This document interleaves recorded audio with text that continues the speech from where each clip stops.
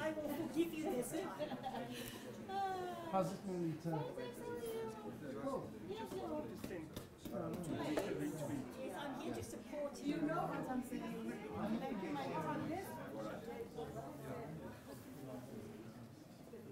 Is that so? Oh, it is for you, not for other people.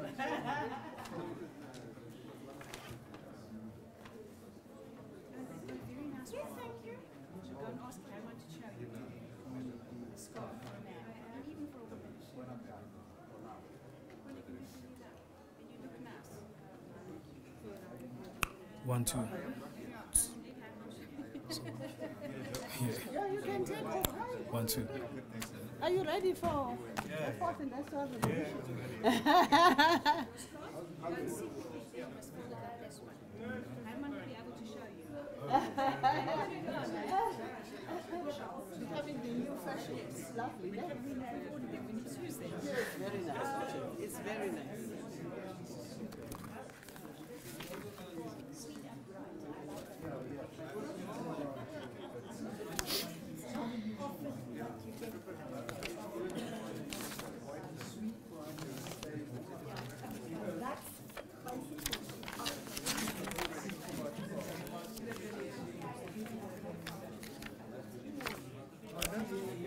Probably, Colin, probably. Hey, Bo.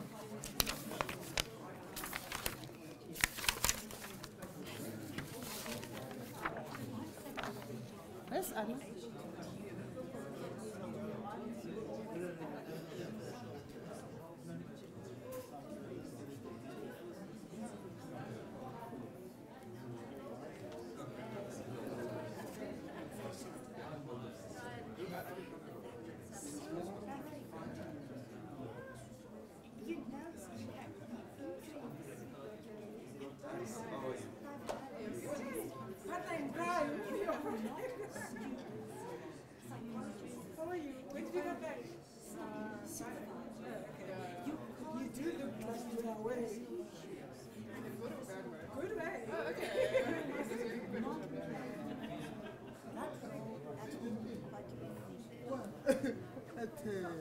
Yes, I'm convinced.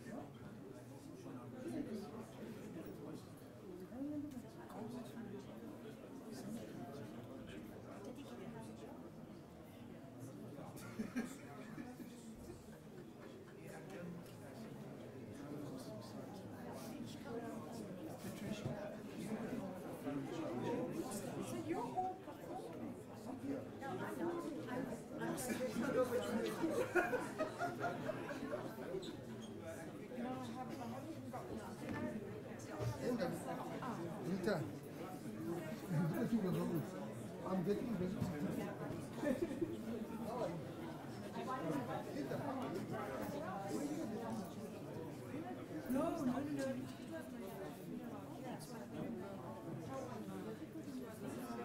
No.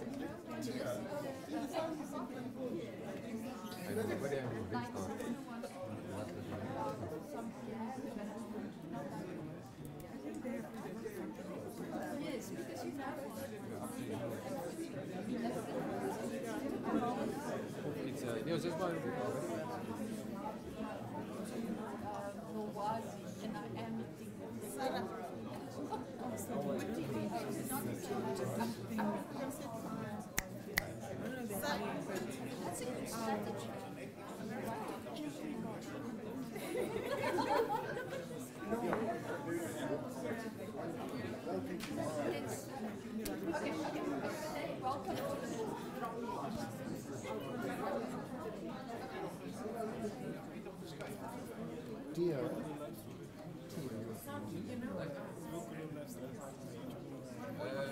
What do you choose?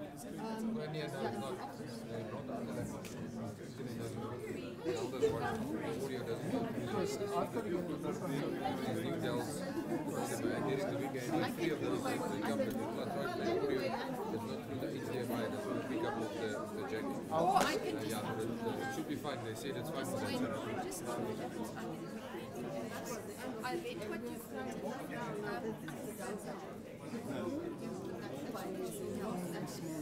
that's it. I will just very carefully read it, see if I have add to it.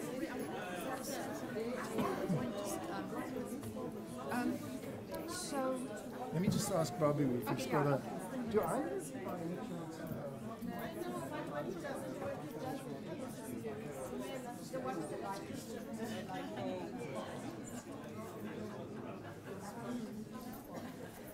what times? When we have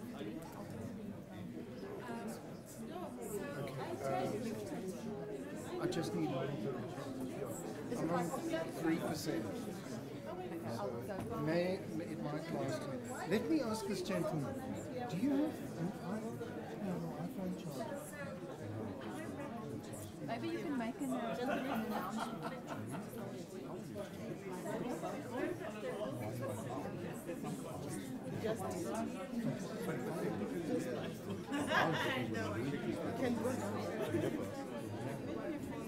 How's it, Jimmy? Sorry for including you in certain correspondences. No, I'm used to it. Are you still okay? No, but it's silly. You have to read them. You have to read them. I'm fine with it. I need to.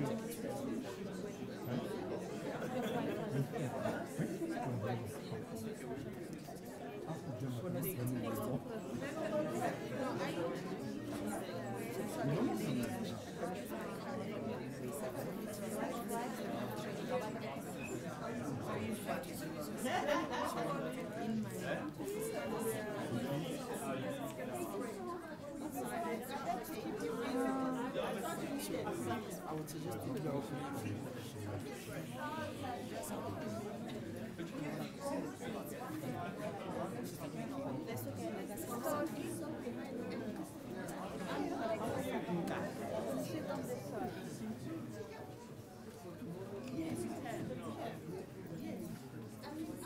I'm saying if it's no, it's no. Because if it's yes, it's coming to you anyway. You know what I'm saying?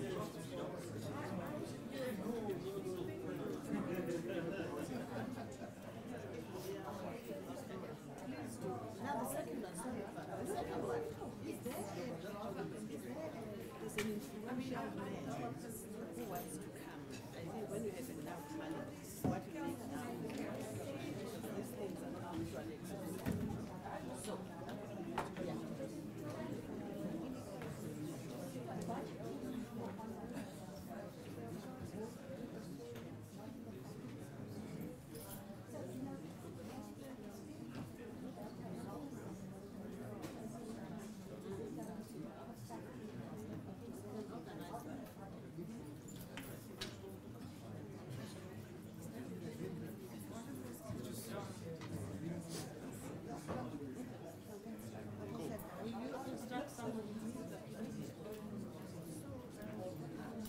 Yes.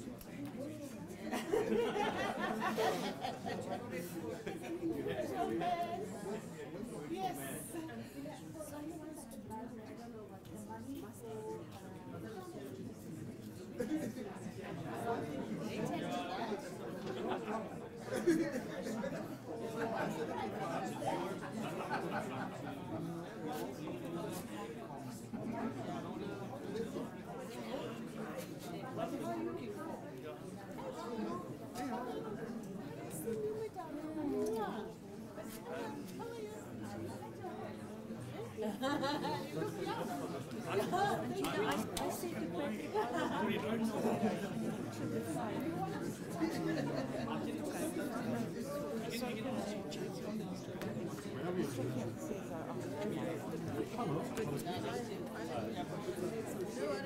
part of influence.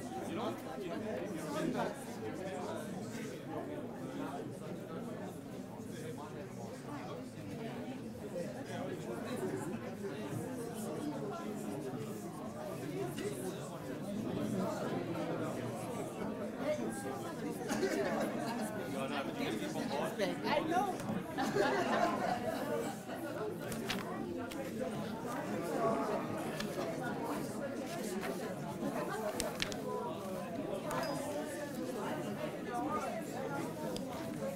Yeah, just remember, you can just speak, don't worry about the microphone. Oh, okay. Now tell me, where is my thing?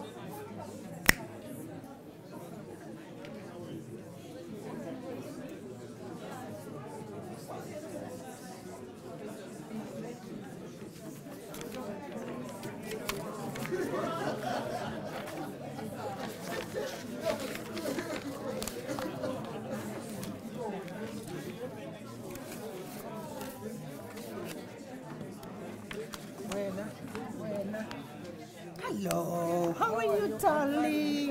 Uhleliphi? Yazi ngiqafa uzafika e-ofisini. Guys, so I was respecting the time that we said. All right.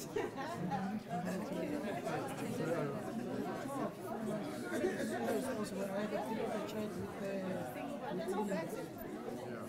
because we were making plans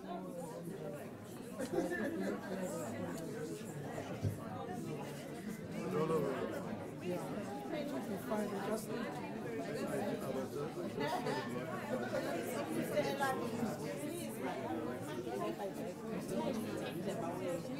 I've got monkeys on my back. Are you?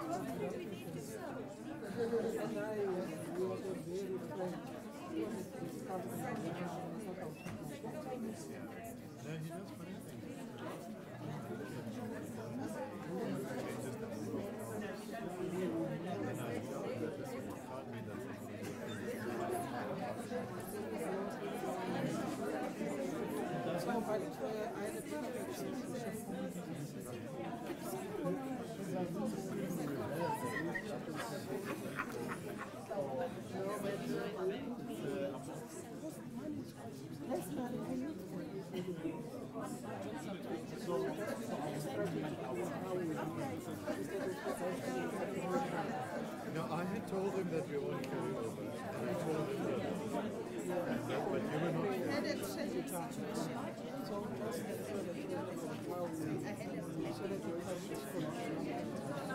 Four members.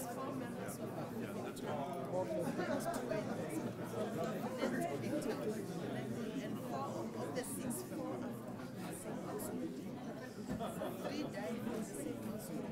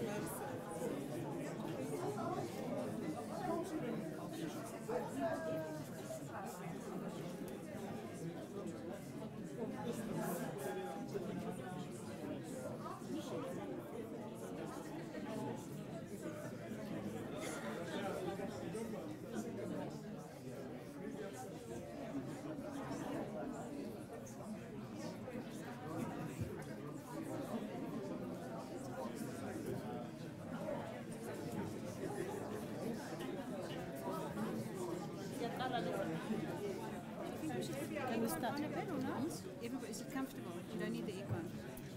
No, not yet. Okay.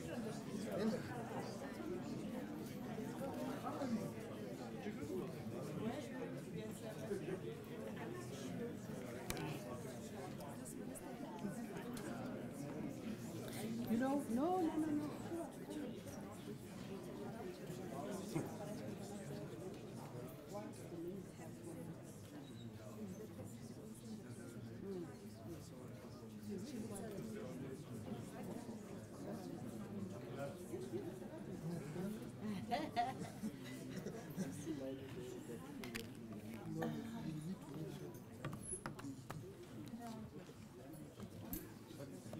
Oh, you're sitting there. Okay.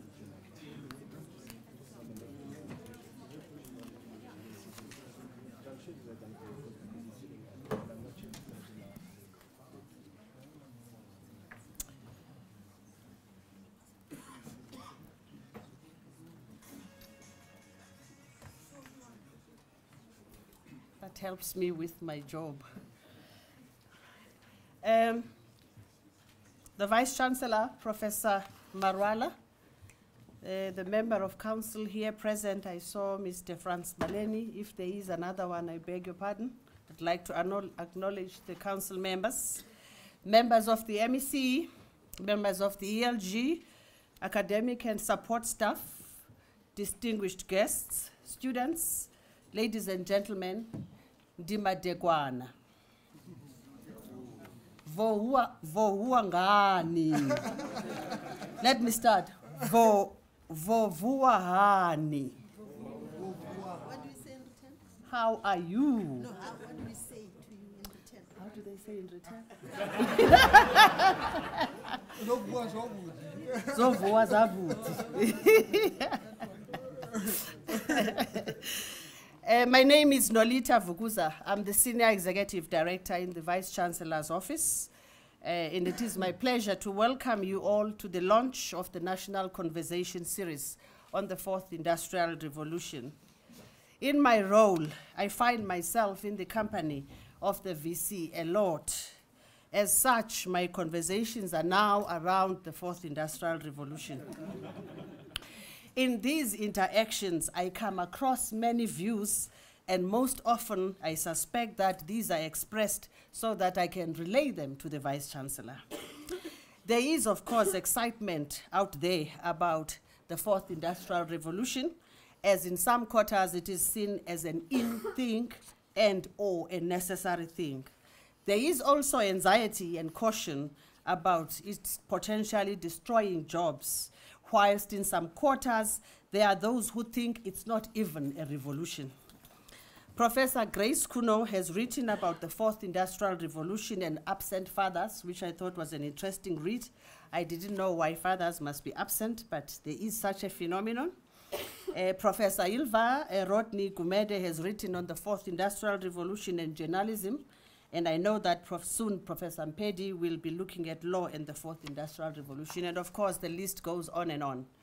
Well, no one is better positioned to unpack or decode this phenomenon other than our own Professor Marwala. Professor Marwala requires no introduction. He's our Vice Chancellor, and he's recognized nationally and globally as an expert in the field of artificial intelligence. Professor Marwala. Ndiyabulela Nolita. You see, I can speak Xhosa. You know. I'm actually reading a Xhosa book. Zemka Inkomo Magolandini. Actually, I'm reading it. It's quite an exciting book. Thank you very much for coming. I am going to acknowledge all of you for taking time to come and listen to what we have to say. One of the reasons why I decided that maybe I should convene something of this nature is because I have been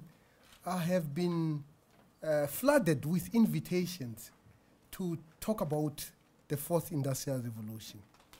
I have gone to the Barclays Bank Group board, where I met the board and I talked about the fourth industrial revolution.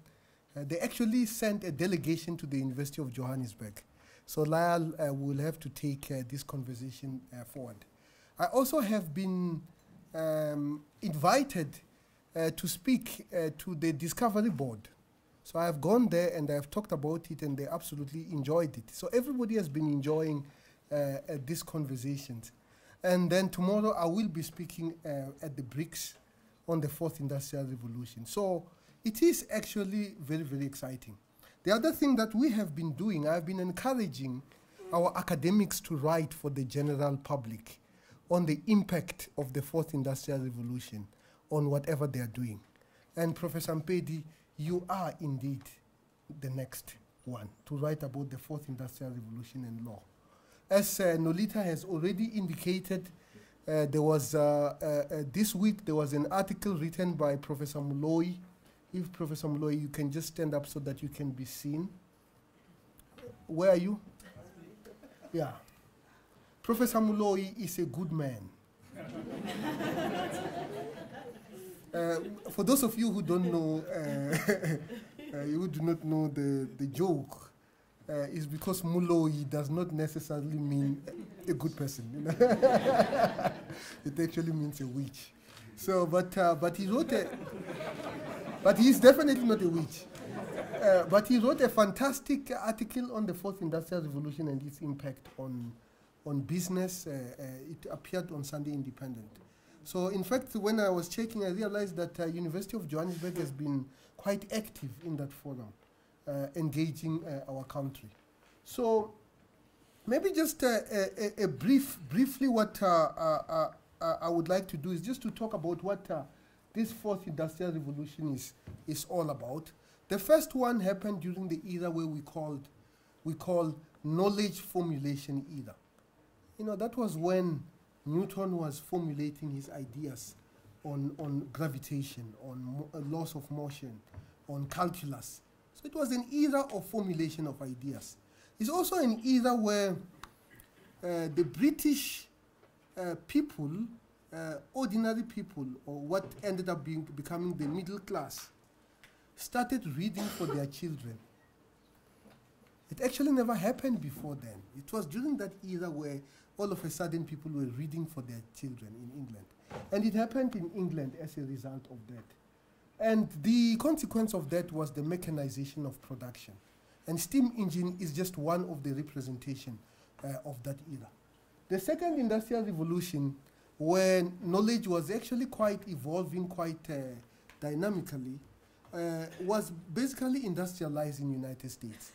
The laws of electromagnetism are central to this because that is where we get an electric motor by moving a conductor next to a magnet, by putting a conductor next to a magnet with electricity. And this is where we get electricity by moving a conductor next to electricity. And this idea of electromagnetism is probably one of the most profound ideas that I've ever come across. We all know what a magnet is. We all know what electricity is. Before this era, we knew there was something called electricity because people used to see, the thunderstorm, and you will see, electric charges. And Oscar, when I talk about thunderstorm, I know you get very worried because you believe in lightning striking because you have had an argument with your friend. But people knew about electricity, they knew about magnetism, but they never knew that it's actually one thing. And the person who unified this was a person called Maxwell. It was such a powerful idea that it was not consistent with Newton's laws of motion. And he himself did not know why the two were not the same. Then came Einstein with his laws of relativity, which is really the unification, the explanation of electromagnetism. And then obviously we get mass production of goods and services. And now we are in the third industrial revolution. This was basically spurred by the development of semiconductor industry.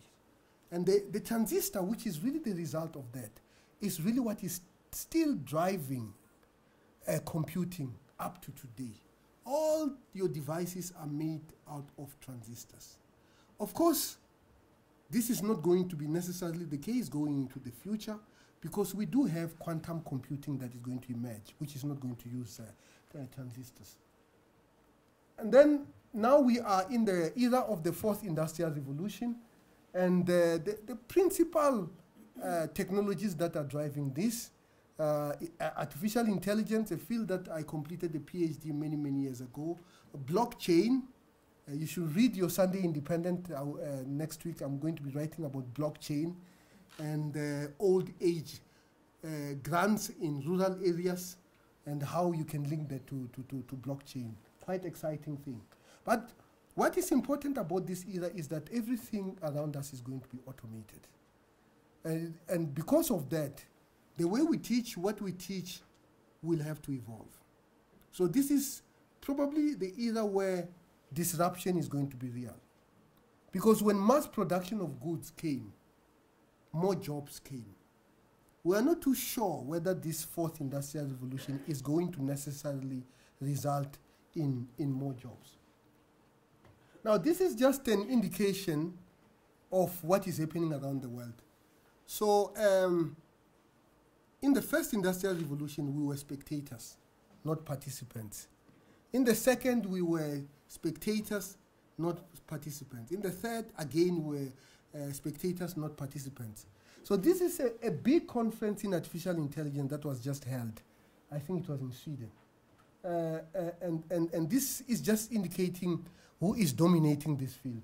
Look at where China is.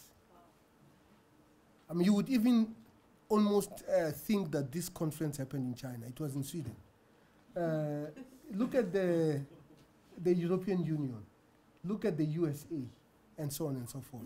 In fact, studies have shown now that 42% of all the literature in artificial intelligence is either published by researchers in China or researchers with Chinese heritage. So, and this actually tells us what is to come, who is going to be the big player around this technology. Now, what is this artificial intelligence that we keep on talking about?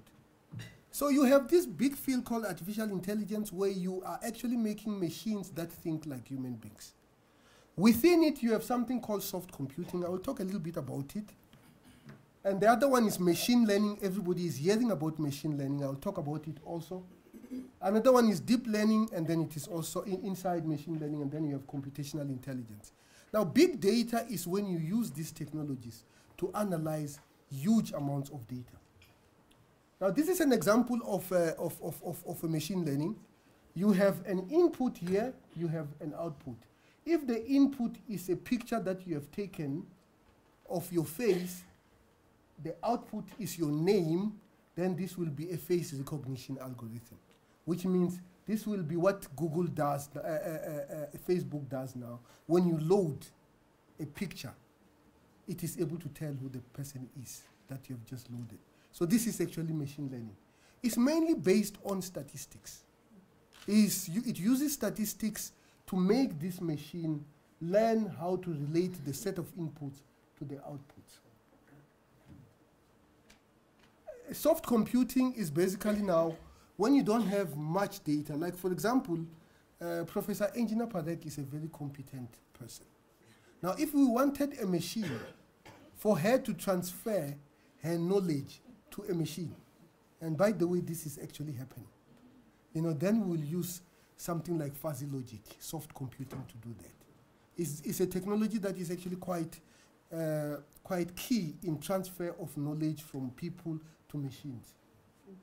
This is the work that I did quite a number of years ago with Dr. Hewitt. Here we were teaching a computer to learn how to bluff. And it was able to bluff.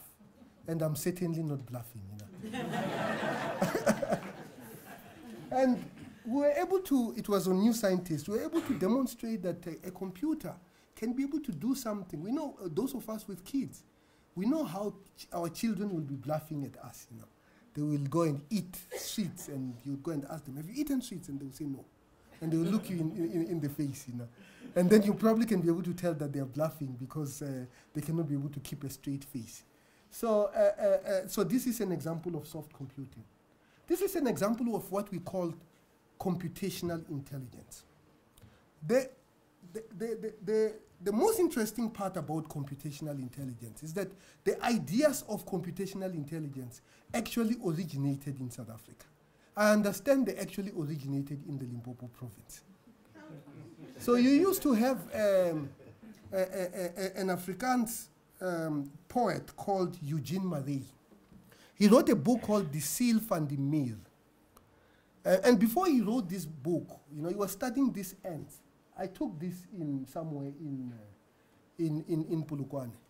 He studied these ants and realized that these ants are very, very, very intelligent. They make very, very complicated structures. I actually saw a video, and this is not to be repeated because I think it is almost against human rights. So you have this American artist. So he goes and takes aluminium and boils it. Aluminium is a metal, and boils it. And then puts it in one of these and wait for a few days and go and dig this thing. Of course, he's killing the ants, isn't it? But when he removes the structure itself, the complexity of it is actually quite amazing.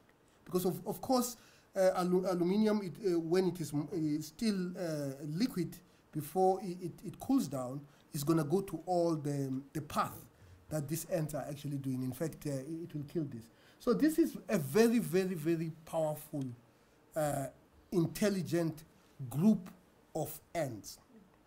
So Eugene Marais published this in a magazine called Huisgenoot, which was actually quite interesting. And then a Dutch Nobel Prize winner went and obviously read Huisgenoot. You probably would have been able to understand it, and went and republished it as his own work. Of course, we remember him for that, but he actually was a Nobel Prize winner who did that. So it was the whole idea of ant intelligence was actually Eugene Marais' ideas.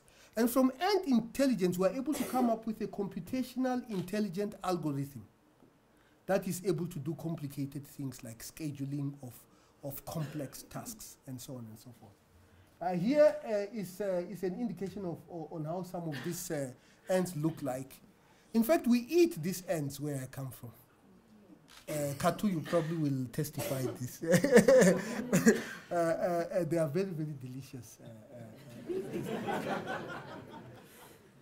Now, this is a picture of a university where I'm in China, where I am a visiting professor. You have a robot, Mr. Berlin. Robots of the world, unite. You have nothing to fear but change. To lose but change. So you can see what this robot is doing. It can kneel, so it will be perfectly at home when it meets my chief because I'm supposed to kneel. It can be able to open doors. It obviously can see because you can see it is not colliding with walls. Then it can do a bit of engineering. I mean, these are tasks that are supposed to be done by a human being, isn't it? And it can think. But there are many things that it cannot be able to do. It does not get tired. It cannot join COSATU.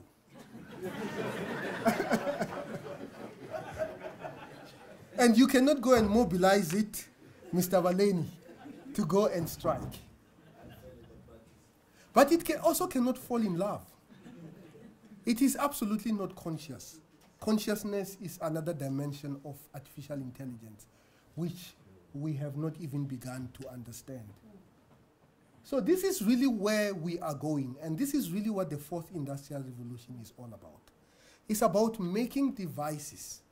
It's making devices that are able to do tasks that are understood, that are normally done by human beings. You can see it, even cats, just like a human being. Now, if I were to recall, my vision is to take the University of Johannesburg into the era where that robot that you just saw is part of our daily lives. And by the way, many of the robots that are going to operate, and many of them are already operating in our environment, they are not even humanoids like these ones. They are just piece of software in our computers. When you type a word on Microsoft Word, and then it is able to do autocorrect, that is artificial intelligence.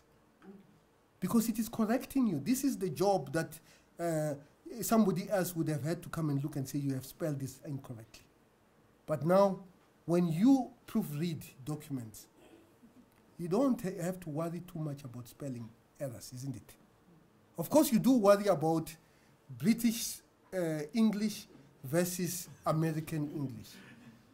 And what has actually come to become reality is that the American technology companies, because the American technology space is the one that is producing these devices, is forcing American spellings on us.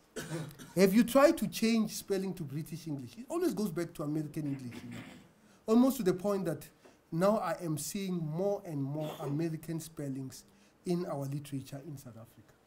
So I would like to take the University of Johannesburg into this era where the fourth industrial revolution is going to be the norm. Whether it is in the political domain, whether it is in the social domain, whether it is in the technological spaces, this is where we are going as the University of Johannesburg. And again, as a university, we should not forget our core mission. Our core mission is to produce knowledge. So research and innovation is actually quite important. Our core mission is to educate. And this concept of educating, we cannot emphasize it enough. Sometimes I wonder whether we are educating the young people, or they are just, coming to the classroom so that they can actually be able to pass. Sometimes I wonder whether our young people are actually enjoying this education that they are getting.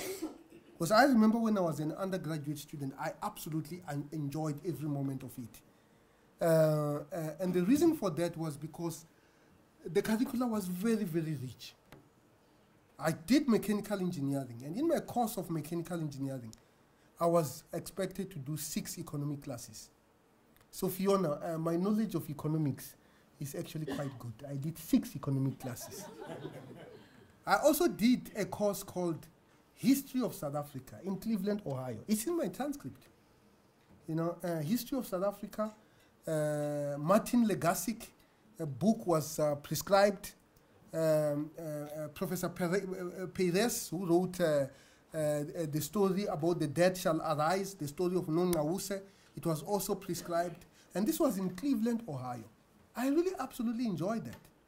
I did 2 psychology classes, Professor Engineer Parek, but I did not like the multiple choice questions. That is why I never did it more than that.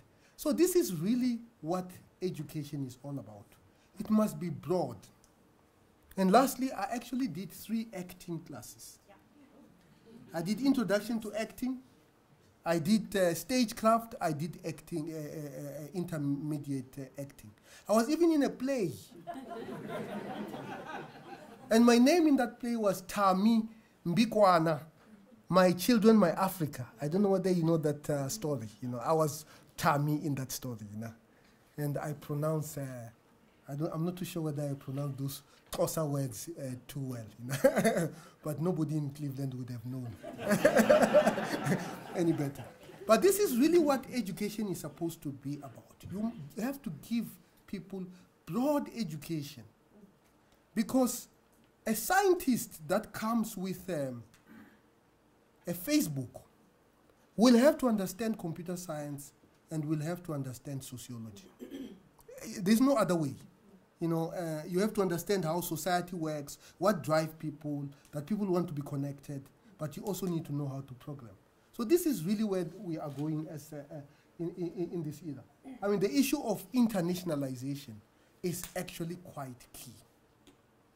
Every time I arrive in Tokyo, I almost feel there's something very familiar. And the reason was because my best friend was, when I was an undergraduate was Yoichiro Endo from Tokyo.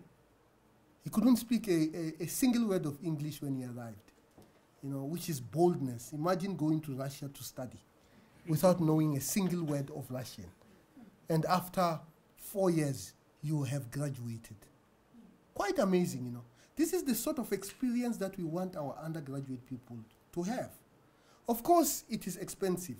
So this Africa by Bus initiative, Professor Sina, is very, very important.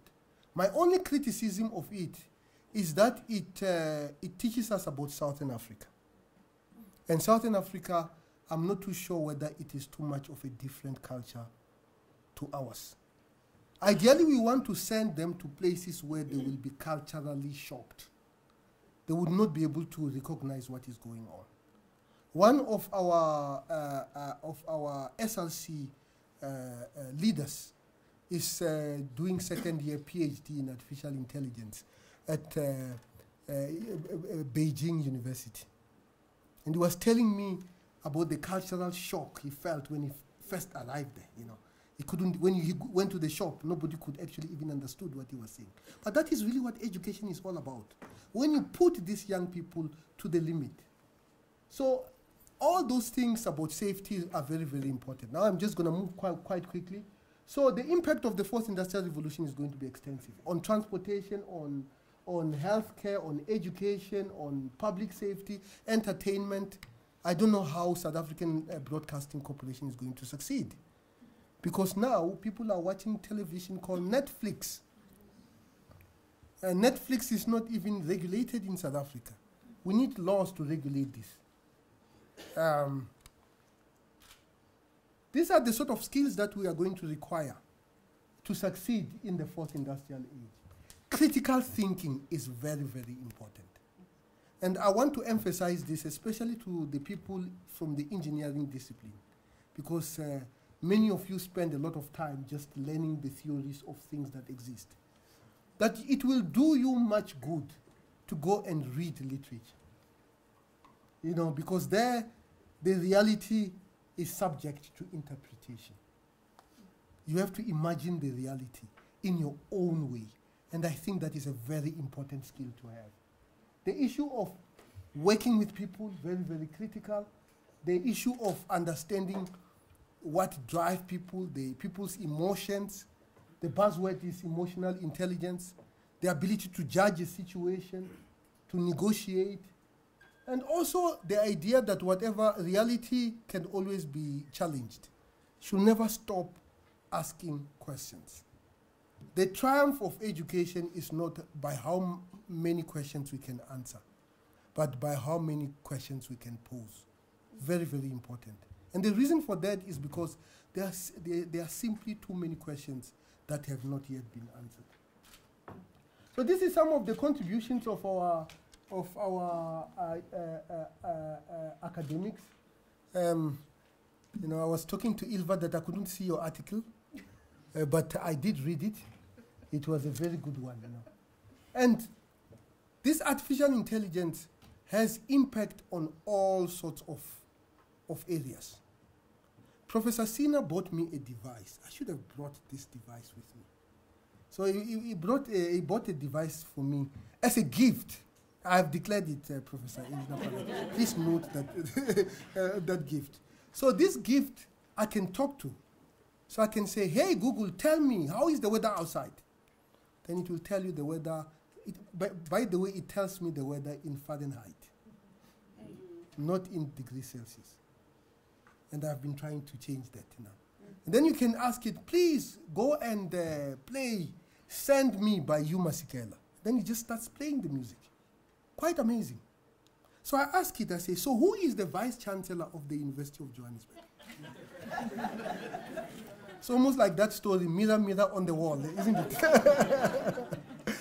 And then it says the Vice Chancellors of the University of Johannesburg are Chiliji Mawala and Iron Rensbeck. Professor Sina, we need to change that. Then I say, who is Chiri Zimarwara? He does not understand me. I try to fake an American accent while pronouncing my name, and I've only succeeded 3 times. And then it will start telling me who is Chiri Zimarwara.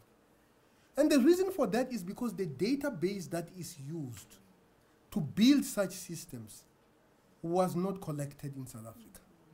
Something as simple as Google Maps.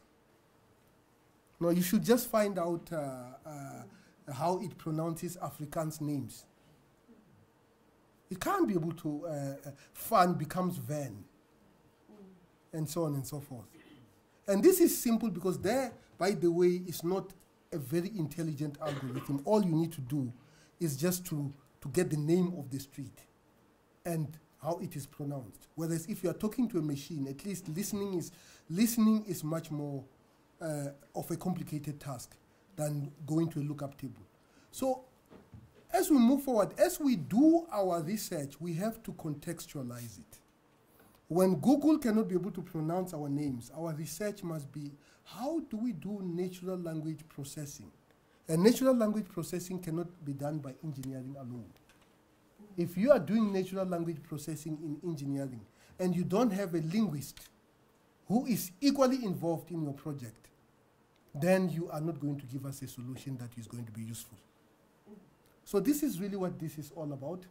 So the key issues going forward, multidisciplinarity, decolonization, there are issues of medical school. Our medical school must also take advantage of the technological developments that are going on around us. Predictive analytics and big data. How we market ourselves must change. We should see more of ourselves on Facebook and Twitter and so on, and those forums than traditional media. The issue of cybersecurity, Katu, very, very key. We actually were attacked not too long ago. Were you not receiving some emails asking you to change your passwords? Because we were vulnerable, you know. The issue of patents, we need to be driving patents now quite vigorously. The issue of spaces, the utilization of spaces. You know, you don't have to be effective, you don't have to be sitting in some desk. You know, we can be able to use technology to be able to facilitate your ability to do your work, you know. Now that if you are more productive sitting in a coffee shop, and Professor Ted Metz told me that he's most productive sitting in a coffee shop, you know, he should be allowed to do that. With technology, we can be able to reach him.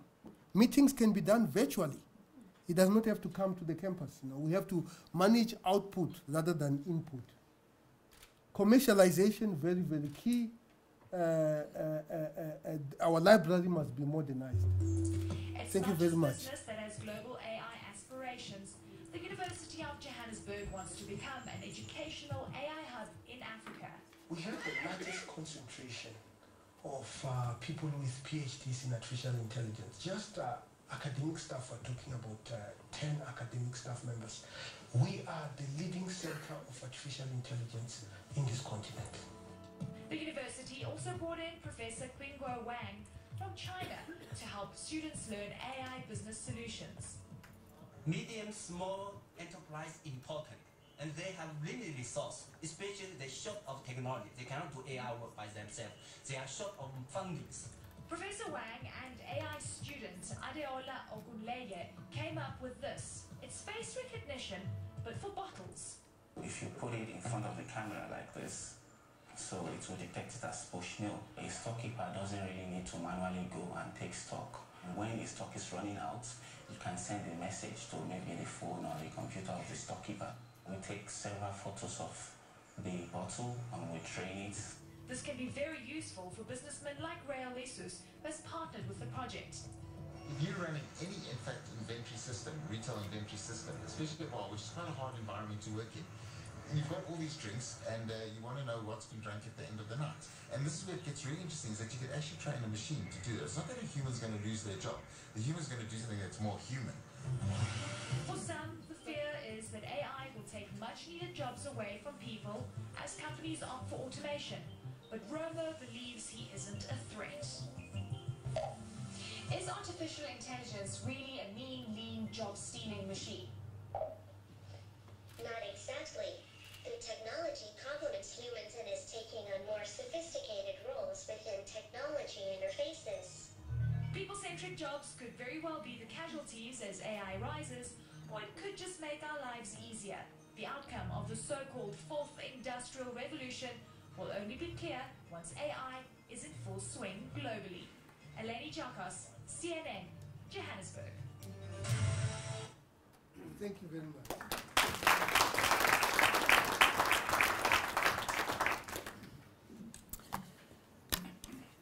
A more resounding applause for Professor Marwala. Professor Marwala, it was interesting you showed beer there, because that's where I first met you. And I know that you left some lasting impression at SAB. Thank you very much. Not to be outdone by Professor Marwala and Professor Sina, I asked him to bring me a robot 2 weeks ago. So I also have a robot in my office, but I'm trying to teach it to be kind to me, and it's not understanding me. So I say, hey Google, can you please be kind to me? And it says, I do not understand. And yet, a few weeks ago, Professor Marwala, I read an article that says by 2055, people will be marrying robots. Well, I wouldn't mind the husband of a robot, you know, if I sent him to the supermarket. A lot of work, of course, building on what Professor Marwala has been sharing with us, a lot of work on the fourth industrial revolution is underway at UJ. We have 4 task subcommittees which are tasked by Senate to develop strategy around the fourth industrial revolution. The first of those subcommittees is teaching and learning, with an oversight being provided by Professor Anjina Parek. And tonight, Professor Rory Ryan will be the panelist representing that subcommittee. A round of applause for Professor Rory Ryan. The second subcommittee, so that I don't keep on coming here all the time. The second subcommittee is Research and Innovation, with Professor Sorab Sina providing oversight. And tonight, Professor Paul Babu will be the panelist representing this subcommittee. A round of applause for him. And our third subcommittee, Infrastructure, including ICS, Systems and Processes, under the stewardship of Professor Andre Swart, will be represented by our very new, brand new ED, Ms. Katu Sibanda. And lastly, the fourth subcommittee on Communication 4.0, with me providing oversight, will be represented by our very capable Professor Ilva Rodney-Kumede. All these discussions and reflections will be moderated and facilitated by our very own, very capable Professor Chris Landsberg. Professor Chris Landsberg is a professor in international relations and SARCI chair. Shall I please call upon you, Professor, to come and take your rightful place? Thank you very much.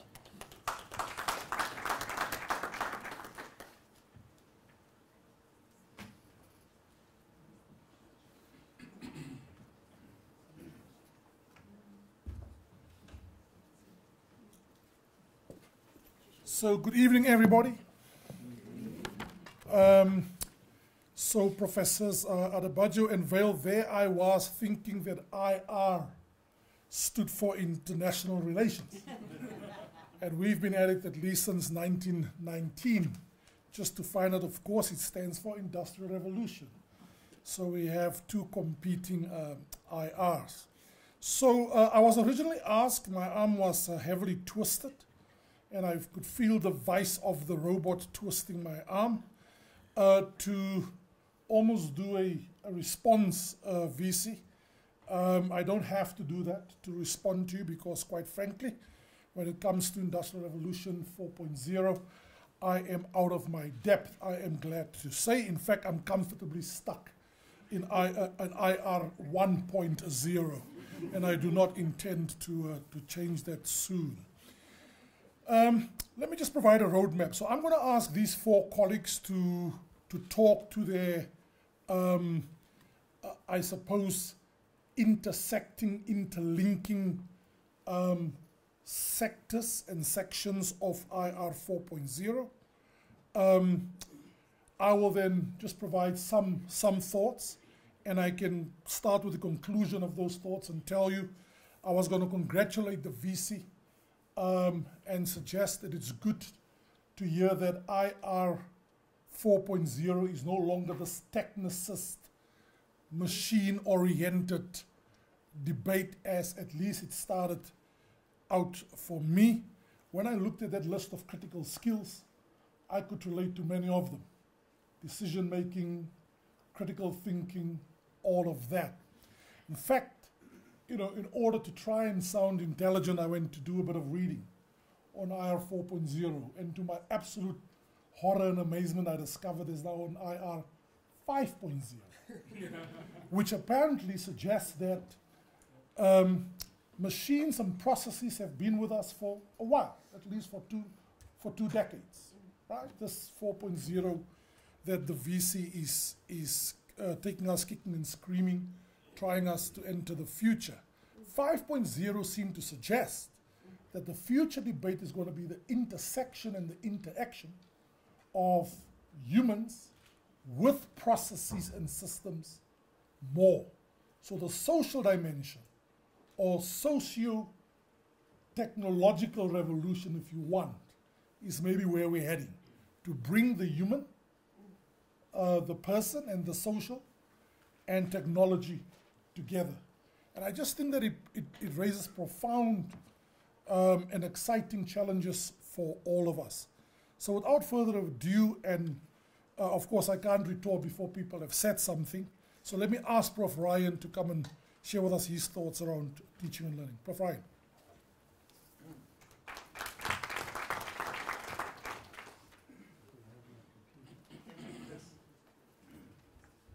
Two brief remarks, if I may, for our Vice-Chancellor, Professor Marwala.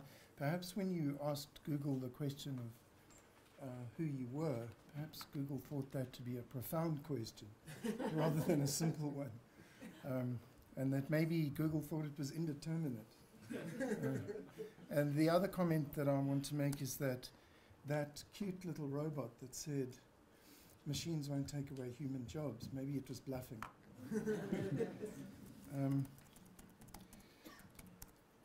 Thank you, everyone. I just want to have this in front of me.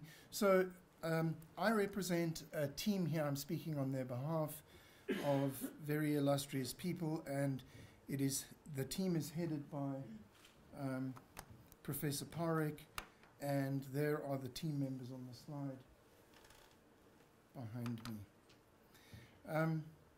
So that in terms of structure and process.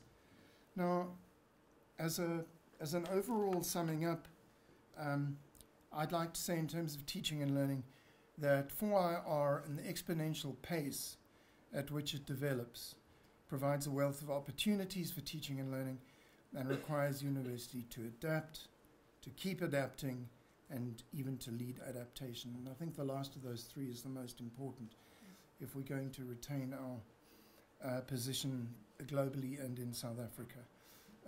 It's not just about adapting to the future, but about creating that future. And Professor Mawala has already spoken about some of the qualities that will be required of the students that we send into the marketplace, but obviously with an emphasis on creativity, flexibility, new combinations, and boldness.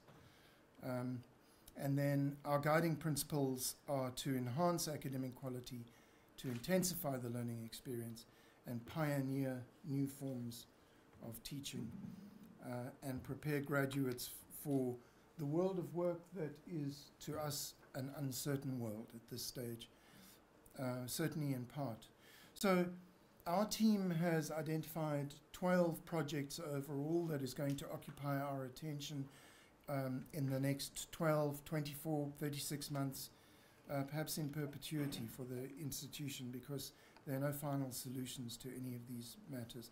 The first one focuses on what one might call blended learning, and here, of course, Professor Tia de Wet is correct in saying that blended, there's no secure definition of what blended learning is, as it's going to alter in the face of new technologies and new pedagogies.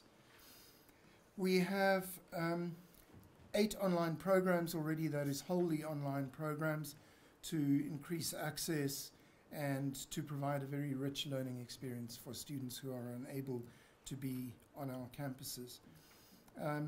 The teaching philosophy of the university, which is a well-grounded philosophy, and the role of the lecturer are going to have to be revised and perhaps to be in a state of constant revision to stimulate endlessly this idea of creativity and tasks requiring students to find solutions.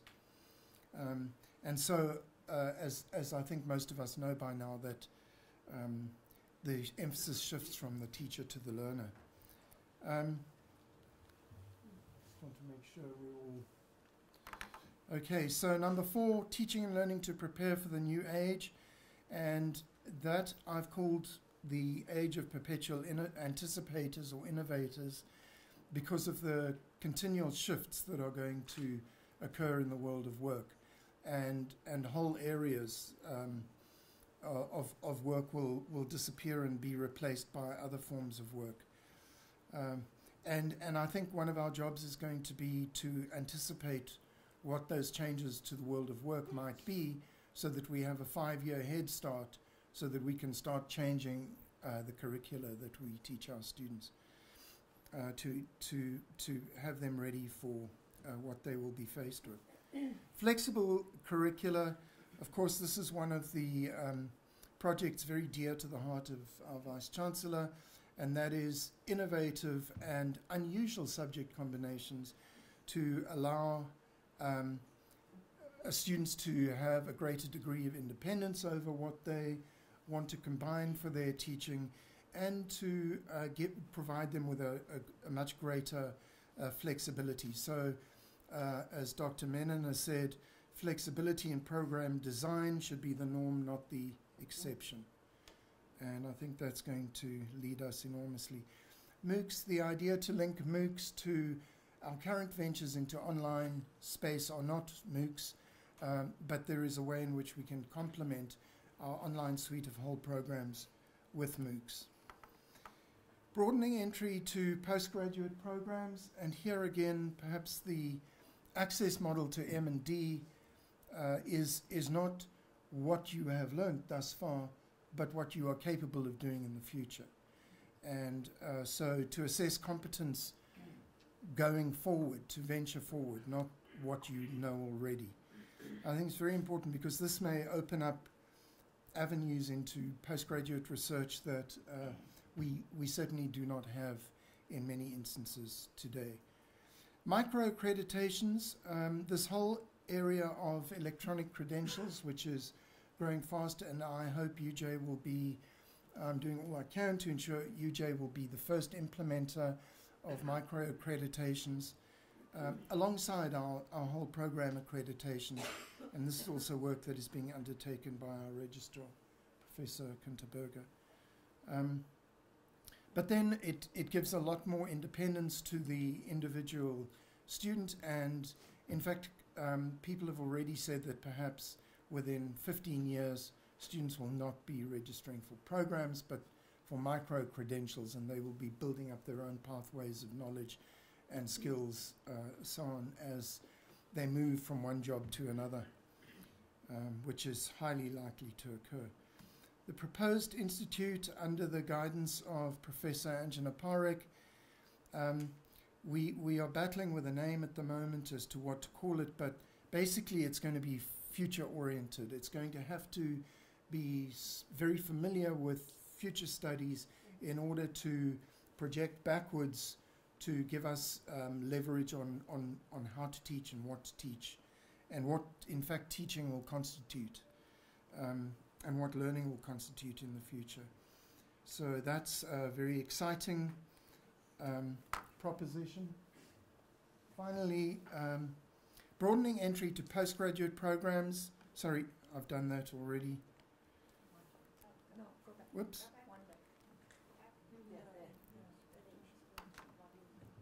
I'm not keeping up with myself.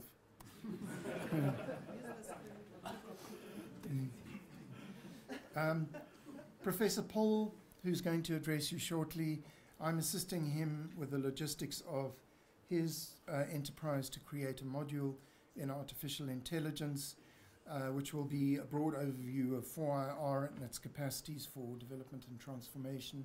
And it's not going at this stage to be compulsory for students. It's going to be on a voluntary basis, but we may consider trying to weave it into our programs going forward.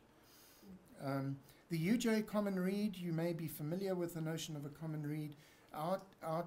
It's quite popular in American institutions to have a text that everybody reads and discusses. In our, for this context, we hope it'll be a piece of speculative fiction, piece of science fiction, and we have one or two in mind in that regard, whereby we can hold workshops and discussion forums to discuss the implications of 4IR. And then finally, a revision by one of our members of the task team of the whole notion of the academic timetable and the whole notion of assessment, what it's for and when it should occur. And these have thrown up quite interesting new models that might be good for consideration. And I thank you very much, and that's all.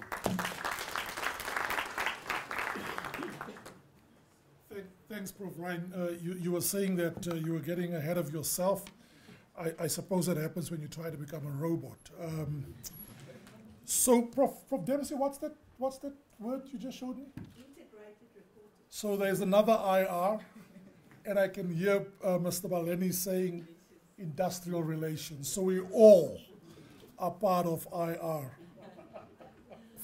4.0, or in Prof. Ryan's case, 4 times 3, 12 points. I just have to say, Prof. Ryan, without underestimating any of the 12 points you've made, but what really stood out for me was the emphasis on accessibility and access, because we pride ourselves on that. It goes without saying that the nature of the workplace will change. It goes also without saying that we run the risk of leaving many people behind. Those without access, those without opportunities, the poor, the excluded, the consequences of inequality, poverty. And if we can continue to place that high on our agenda, the question of access as we learn new skilling, reskilling, new ways of teaching and learning, I think we'll be making a contribution, an important one. So thanks for that, Prof. Ryan. Professor Gumede? Sorry, Rodney Gumede. Thank you. Thank you. Thank you very, very much, Prof. Landsberg. I purposefully don't have a PowerPoint presentation. As I represent the communications task team tonight, I will try to communicate, and I will try to communicate in ways that hopefully will include a broader gambit than just us focusing on the technology behind us and what's displayed. I think there are a couple of interesting things, and I am coming out of the humanities and social sciences. I'm very good at picking up on what was just said. So I am going to stray from what I've written on my screen in front of me and pick up on some of the things that have been said already. I think it's interesting when we talk about the robots. Dr. Vukusa talked about this robot who doesn't respond because it doesn't listen. Ukuzwana, Zulu word for listening, that also includes a broader gambit of listening. It's not only the sensory listening, it's also touch, feel, how we listen, the way we do it, and a much, much broader gambit of than that, just that word in English, listening. I think that is so important when we talk about how we communicate and communicating in this world, actually to listen, and to listen in that broader way that then the Zulu word, ukuzwana, actually captures. And I think that's important. I think there's another important aspect of it, that robot will never be able to jokingly, slightly gender bias, say, you're my huisgenoot. When you talk to the, I want a husband, or, I want you to be my husband, or whatever, marrying a robot, That robot will never, like my Zulu husband, Prof. Gumerdov, he says, my huisgenoot, he says, and it drives me up the wall when he does. Anyway, back to what we're supposed to talk about. And as I say, I'm here to represent the communications task team of UJ, and in this Global Excellence and Stature 4.0 environment that we find ourselves and where we want to go. And we know, and we've heard it from various perspectives, that we live in an increasingly mediatized and digitized and globalized and professionalized world, importantly. We know that our future will be marked by artificial intelligence. We know that it will be marked by the Internet of Things. Not only our future, we're actually there right now. And maybe we're even moving into the 5.0 sphere that we've, but let's stay with the 4.0 for now. But it has implications. It's not science fiction anymore. The computer is there, the little robot is there. The idea of artificial intelligence and computerized thinking and mechanized thinking is already with us. And it's important because it has implications for all spheres of life. Business, education, and social development, politics, culture, amongst other things. And particularly then education, that's the sphere that we move in. It also has implications for human relations. And I think that we need to stay a little bit and think about what implication this has for human communications. And as I've already exemplified, there are certain things that machine thinking can't do, that only we as human beings can do. So the idea of empathy in education, for example, is something that as much as your little robot, Prof. Mavala, kneels in front of the king, someone has programmed him, so far has programmed him to do so. He doesn't have the empathy to think about it himself or come up with it, or herself, if you wish. So there are, we mustn't overemphasize technology over what we can do, or to the detriment of human and what makes us human, and what human evolution can teaches us to do and has taught us to do. We have evolved as human beings because of our innate ability to share, to cooperate, to participate, co-create, and that has made us evolve. And so will technology. Technology will aid us do that and continuously aid us to do so. And I think that's important. So it is an aid, it enables us to do things, and it enables us to communicate better, hopefully. And I think that is where we find ourselves as the UJ task team of communications. We want to see how we as a university and as an organization can make use of technology to communicate better with our stakeholders. And to do so, we also need to realize that there are so much fears out there. We have to actually work with some of those fears and ally some of those fears around new technology, artificial intelligence, and what it does. And to enable us to do so, we need to reach out and communicate with all our stakeholders, our teachers, our lecturing staff, our students, and the broader university community, and actually ask questions as to what does Industry 4.0 mean to you? What does it do within our disciplines, within different faculties? And that's what we find ourselves now. So we're reaching out, and we need to communicate, and we need to learn how to do that using technology. And we have a fantastic strategic communications team at the university that are busy putting together a plan for what platforms do we need, what technology do we need to reach out. Just such a thing as actually enabling our students to register and to find information about the university. There's so much more we can do. We're already doing great work there, but there's so much more we can do, as I say.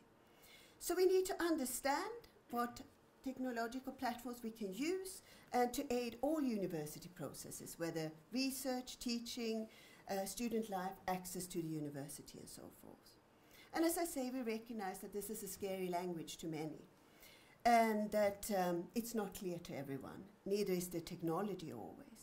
And I think that when we talk about technologies such as blockchain, for example, it's interesting to see that actually leadership and communications is just that. It's a network, and it's extended network. And it breaks down hierarchies and instead actually makes us cooperate and converse as equals. And I think that conversation rather than communications is the word to use in this context. And it is important. And we know that we've gone from a society where we've had mass communication, mass transmission, and transference of communication to this idea of a networked way of cooperation and conversation, participation, and co-creation. And as I say, technologies such as blockchain, for example, just reinforces this. And it has implications then for leadership and how we converse within the university as well. And I think that then, coming back to what I said at the beginning, it's important to emphasize that we need to go beyond the technology. It's there as an aid, but it has the potential to help us improve what we do, augment and aid human ventures and social development. But it cannot replace creativity, empathy, for example. And one thing that I think that we often forget about, fascination to learn, hey? We're all here because we have that will, an urge to learn, and a fascination for learning what we see around us. And I think that's very, very important. And no more evident actually is this than through what has come to characterize the fourth industrial revolution. It is just that. It is trying not only to revolutionize, but maybe the R also stands for a renaissance of actually picking up on what is already there and what we do know, and learn, retake and reuse those tools and use it for the better. And when we then combine, as Prof. Landsberg says, the human with the technology, Prof. Sina has said this before as well, then we're actually there. And I think that this is what we need to factor in, and this is what we're trying to do then as the task team on communications, is how does all of this factor into the what and how of how we communicate in and about and around the fourth industrial revolution. And I think this is our mission for the near future. Thank you. Bye, danke. Hello.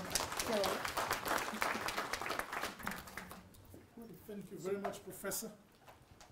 You did not have a PowerPoint, but I can assure you had power in your points. And that counts for a lot. You had power in your points. So maybe we should use that PowerPoint style more often. Thank you for bringing the human back in.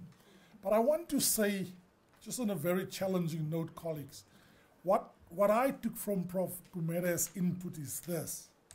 What VC will your thought through, energetic revolution to take us into 4.0, what will it do to institutional culture? Because, let me put it in the form of a facetious question. Are we all expected to now become robots? Or like robots? Never switch off? Always go? I think that's enough said. Ms. Abanda, welcome to UJ. Welcome to the future.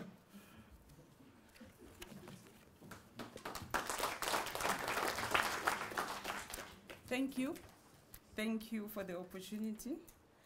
I think I'm still new at UJ, and if I falter, I think I can still get away with it. For those who don't know me, my name is Abanda. I'm the new Executive Director for ICS. I am representing the infrastructure team that looks at systems and processes and technologies. So I was given this big task to come and tell you our thinking behind the infrastructure team. Infrastructure is broad. I mean, it comes in different ways. It could be resources, it could be facilities, it could be equipment. I'm from IT, it could be servers, it could be laptops. So this is actually a broad and a very complex stream to work on. But what I've realized from what other panelists have already mentioned is the cornerstone and is a key critical success factor for Industrial Revolution 4.0. Now, I'm only 3 weeks in this university, but I can tell you some of the things that have been mentioned makes me feel scared, because people are talking about information anywhere at any time. And for an IT person like me, it means availability at all times. And it means my team needs to be on their toes to make sure that the infrastructure is available for us to succeed. When I hear the word online learning, it also means availability at all times. And the information that everybody is talking about, it's used for various things. It's used for advanced analytics. It's used for decision making. It's used to connect devices. That is why you heard Professor talking about, Marola talking about Internet of Things. And that is the vision and where the university wants to go. And I believe this infrastructure stream need to make sure that we've got infrastructure that is robust and that is available. We've also spoke about what we call smart campus. And I'm gonna give it to Prof. Kinta here, who mentioned and coined it to our team and said, let's think about this concept of what is a smart campus, and let our discussion revolve around that, because it's a vision that I believe is aligned to what the vision of the university is.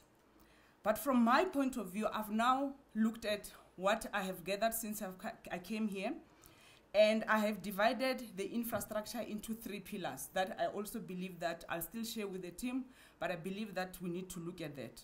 Connectivity, I've already mentioned that. And I also believe that the student is the central focal point in terms of what we should be focusing on, in terms of teaching and learning, in terms of the resources that the students require to be able to participate in 4.0. And therefore, I know that government has embarked on programs to bridge the digital divide between the have and the have-nots, but I believe that we need to have partnership between the university and government, as well as telecommunication companies. Because without telecommunication companies involved in our infrastructure needs, we will not succeed. I've also looked at information governance. It is very important. We need to include it earlier on in our process. By information governance, I'm talking about security by design. I'm talking about protection of information and infrastructure. Prof. Marwala has already mentioned cybersecurity. I think it's one of the areas that we need to look at, as information will be changing hands and information will be connecting to different tools and technology. We need to make sure that cybersecurity is one of the things that we need to take into consideration. I also believe that we need to put a proper data governance strategy. If we're gonna move information around, whether it's here or whether it's international, we need to make sure that that information is governed. If you look at things like POPIA in terms of making sure that we comply to X, if you look at UK and you look at GDPR, we need to make sure that the information that is moving across the university and international is protected and is secured. The last part of what I prepared is what I call the future infrastructure model for the university. Infrastructure is costly. We are talking big data. We are talking Internet of Things. We are talking tools and technologies. I don't believe that the university has got funds to go and buy big servers to be able to chow data and resources that are required. But I believe that we as ICS need to put a strategy that says, what is it that we're going to put on premise? What is it that we're going to put on cloud?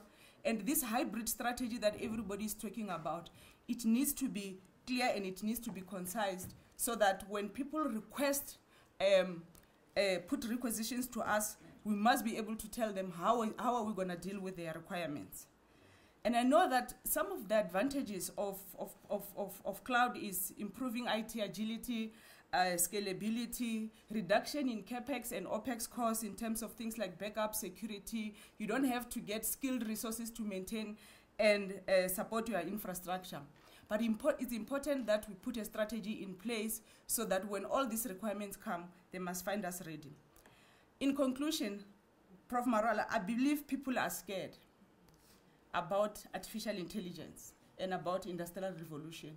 If I read articles out there, everybody's talking about job security.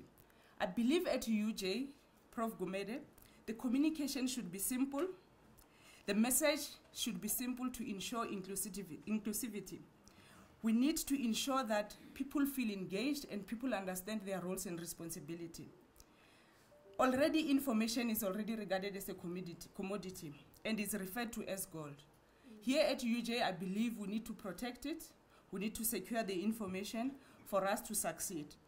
I've already seen different teams engaging and sharing information and collaborating at a very good level that I've not seen before.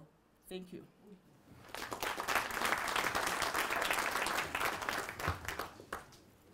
Thank you very much, New ED. You started by telling us how scared you are, and then you conclude by telling us we shouldn't be scared.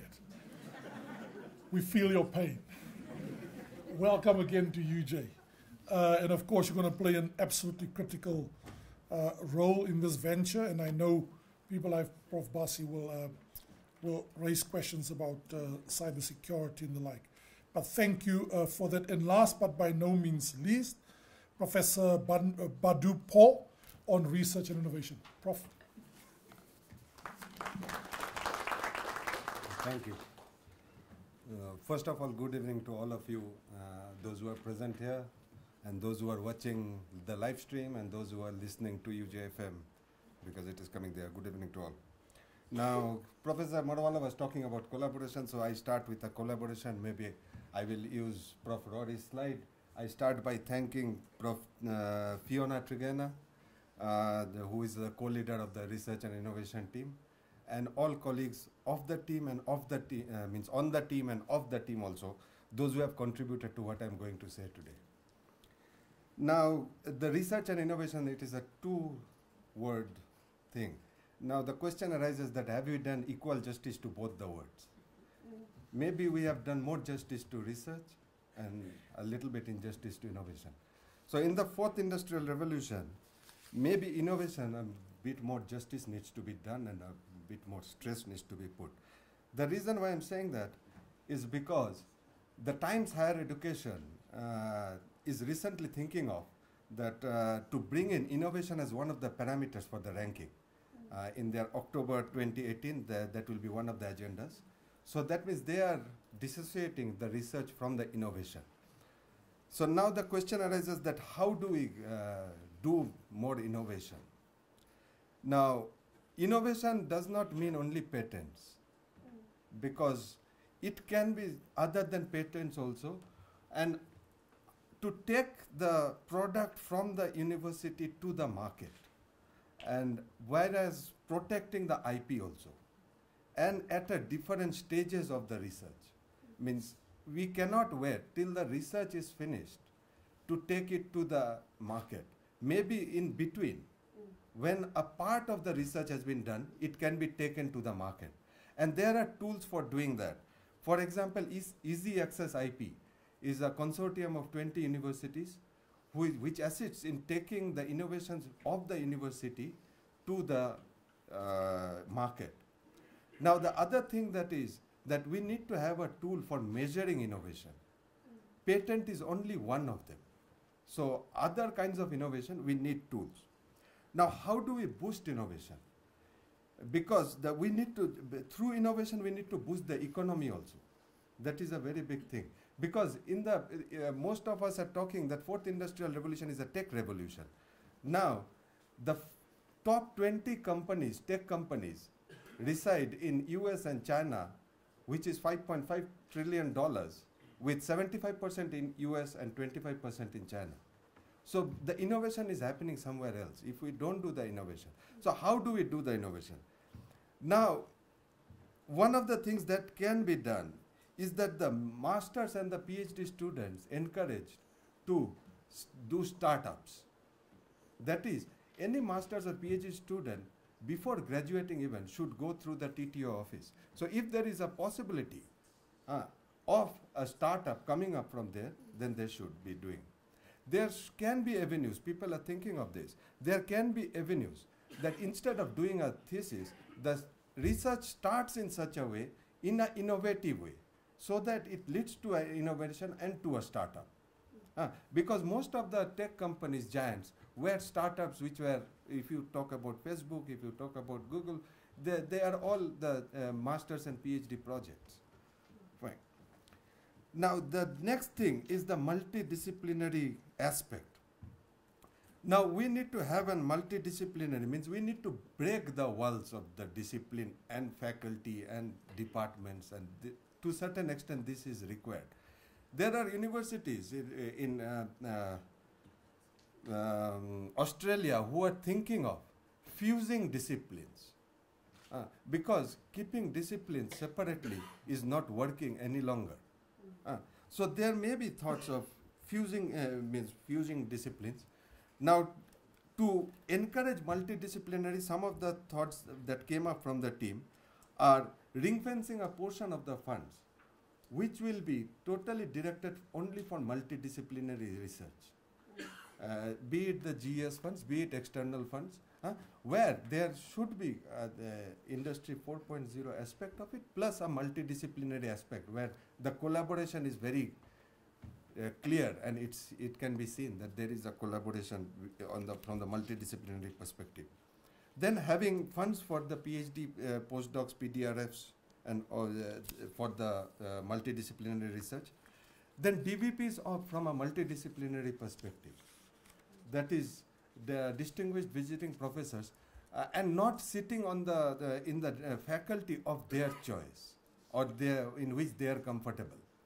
Because a multidisciplinary professor, let us say in the Department of Design and Department of Engineering or Computer Science, let him sit in the Department of Design. The people from the Department of Computer Science will automatically go to him. But if he sits in the Department of Faculty of Engineering, people from design will not come to him.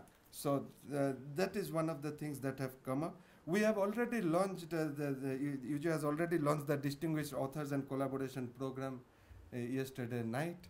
So that is one of the, and there is another thing that came up, is that there is a need for a digital platform where we in UJ can see what others are doing.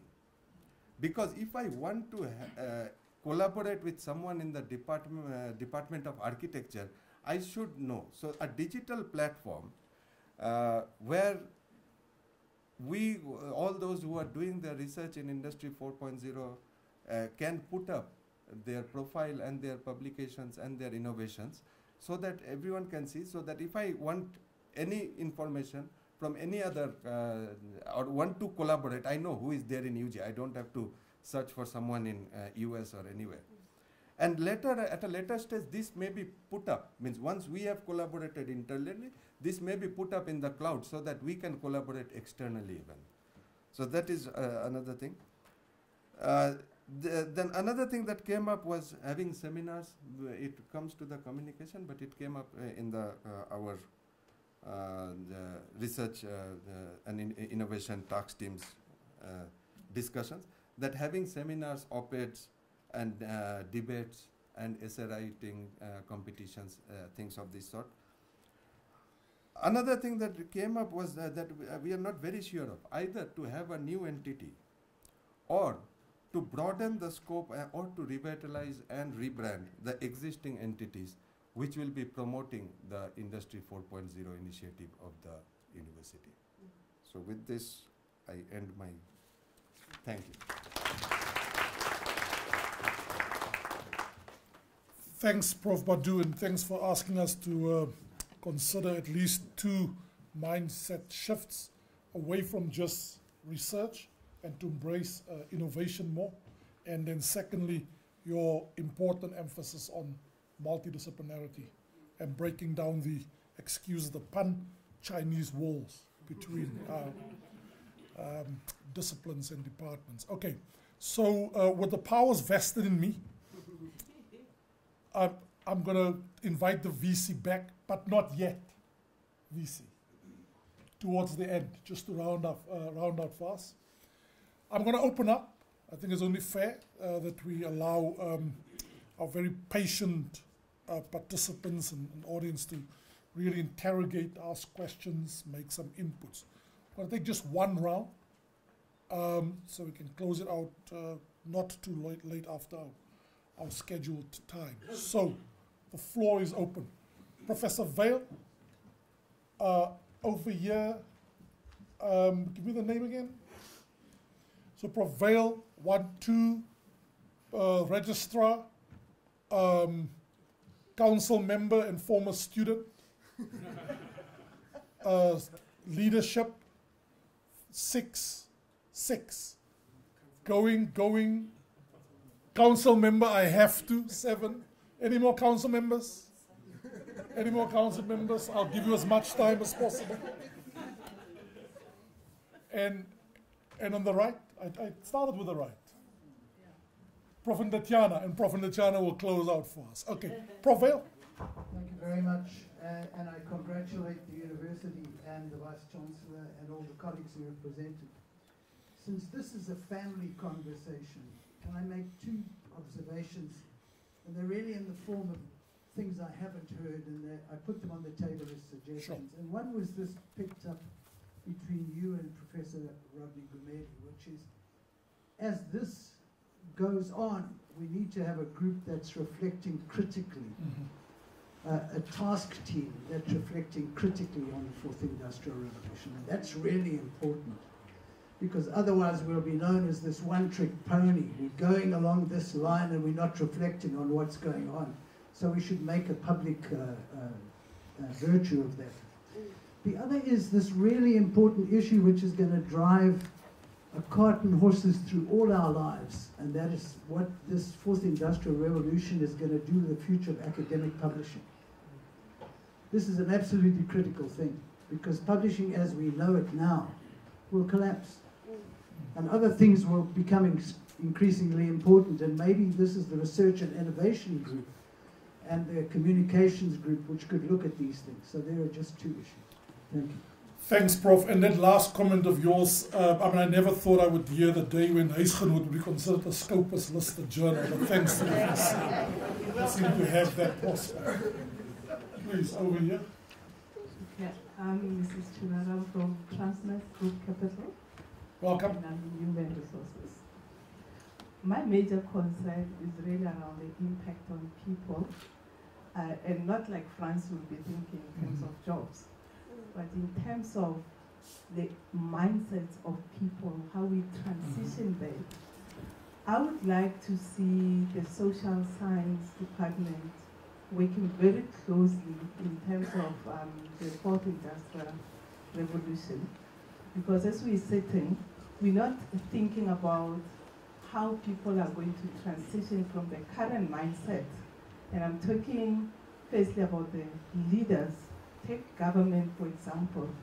I think government is thinking of building more hospitals, the shortage of hospitals. We're thinking of mortar and brick when we're thinking hospitals. Singapore, in the 4th Industrial Revolution, they're saying, we're making machines that can diagnose you from home. So they're thinking now going into the future, we don't need brick and mortar. We're thinking differently currently. Airbnb is taking over hotels. We're thinking you need more mortar and brick. So the mindset of saying, am I going to, as I budget in government, am I going to need more hospitals? Am I going to need more schools? You know, we're building schools, we see the budgets going into that. Perhaps we don't need all of that. So we really need to see the change of mindset right now, because we're going to sit with these big or huge buildings that are going to be useless into the future. And as you use the example of health, here we are still recovering from the introduction of the idea of universal health care in our country. I just think context is very important. And we're going to have to continuously also talk context, particularly in the African context, what this means. And your point, build excellently prevails. Okay, register. Thank you, Chris. Also, appreciation to all the speakers. Excellent presentations. Thank you very much. I was thinking about when you presented, Prof. Babu, you said about this fusing of disciplines. Is it perhaps also a question that we should ask, do our structures, our academic structures, departments, faculties and so on, do they serve that purpose? So if we want to think really about this, should we also put that into those discussions? Thank you. Thanks, Register. Council member, take your time. Thank you. Thank you, Prof. More of a comment from a class perspective. We should be careful not to create an impression that this is a commercial journey. In other words, it's not a tool which can address social issues of health, issues of transportation, including reducing the number of accidents on the road, a range of social issues in terms of poverty, unemployment. How can this tool also address, then it can be easily embraced. But it's going to be seen as manufacturing of vehicles without using human beings, robots, then you are bringing fear that this is a commercial capitalist agenda and therefore we must fight it. Thank you. Thank you very much for politicizing the debate. We don't expect anything else. Thanks for that. Right at the back. Thank you very much. Go ahead. Yes, actually I just want to give a view that is more of students. The fourth industrial revolution, yes, indeed it appears a threat to most people that are looking into going to look for employment in the future. But then I'm speaking about the fourth industrial as a whole. But then one of the key issues that impressed me was the approach that the university took. Is one of the unique actually in the country.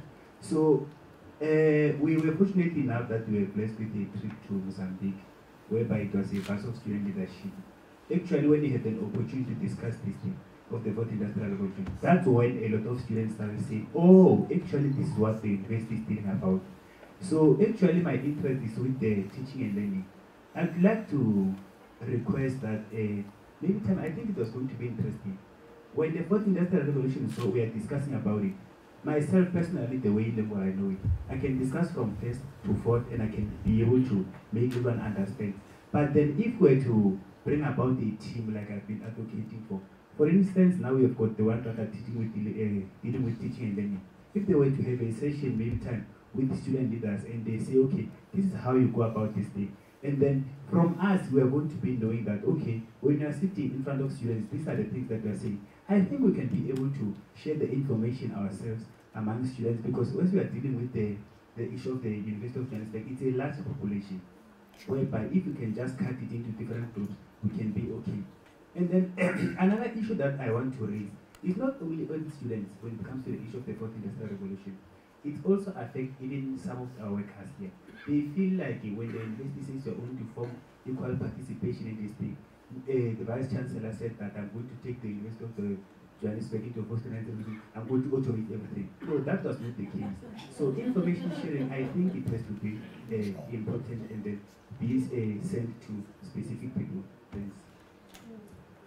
Two absolutely crucial points, but I really want to say, colleagues, you know, talking about mindset shifts, I think this university must really become better, all of us, at bringing the students back in and into the debate. I mean, not just this opportunity VC about 4.0, but just in general, I think we have to become bolder at creating those shared joint platforms where the students are part of the debate, not the subjects of the debate. It's a very important intervention. Council Member Sneh. Thank you very much for the fantastic presentations. I'd also like to congratulate Prof. Mawala on leading this topic of the Fourth Industrial Revolution. My question is, I think, quite broad, and really around whether there are any insights or research around the impact of what we're seeing on financial markets and the movement of capital around the world, and very importantly, whether there are any risks to the political and economic stability globally. So that's really my question. And then to Prof. Parek, I was wondering from a psychology perspective whether, as human beings, we are actually, is there any, are we taking a direction where as human beings we're craving less human interaction? So I was, speaking to somebody who was saying, a phone call is invasive. Why do you call an individual when you can actually WhatsApp? So are we evolving as human beings and almost becoming less social and requiring less human interaction? So it's just in two parts. Thanks for those excellent ones. So I saw two more hands here. Yeah, over there, please. Sorry, I just want to add to what the lady said. I'm very worried about the psychology of the people, are they not going to be more lonely?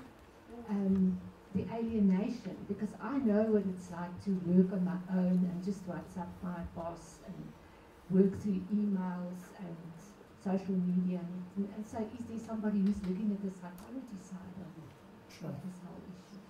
Yeah, I mean, I'm sure you've noticed these days when people go out for family time, they send messages to each other during dinner. The only time they talk to each other is say, "You're not answering my message." Please answer my message. Very important point. Over there, please. Thank you. Thank you very much. My name is Letlaka Nasebata. I suspect Prof. Mawala might remember me, House 17 text on. Yeah. I'm very excited about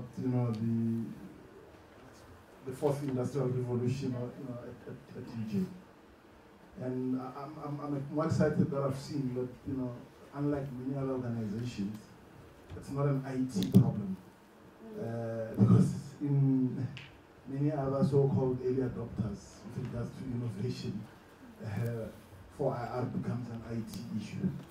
And the idea of a multidisciplinary or transdisciplinary team is very exciting. I think one thing that I want to contribute is that we and I've had it in other platforms or other speakers, we do require a new thinking paradigm, as opposed to between the second and the third industrial revolutions paradigm thinking. Because and the reason I'm saying this is because when we start talking about learning, the one thing that we miss is that we are not talking about unlearning. And in order for us to move into the fourth industrial revolution, because we think it depends on us for it to be ushered in. But similar to climate change, it's just going to come. It's either you are in or you are left behind. It's not a question of will the fourth industrial revolution happen or not. It's a question of are you going to be ready or not. to be part of it, because then you can be left behind. Like the professor said, in the first industrial revolution, we were spectators.